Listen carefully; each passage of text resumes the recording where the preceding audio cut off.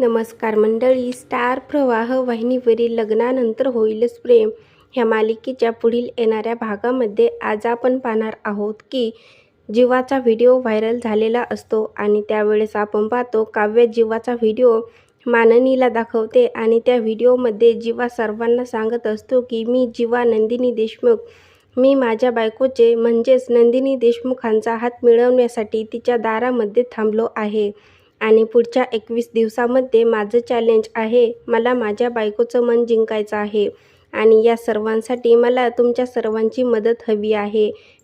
जीवा नंदिनीज home असे तो सर्वांना बोलतो.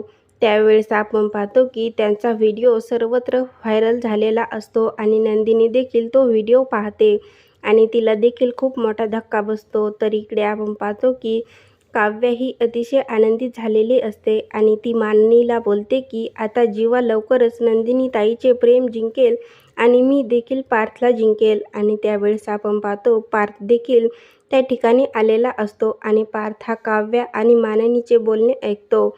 आता पुढील येणाऱ्या भागामध्ये जीवा हा नंदिनीचे मन जिंकू शकेल का, त्याचबरोबर पार्थ देखील काव्याला माफ करू शकेल का, हे पाहणं खूपच मजेदार ठरणार आहे.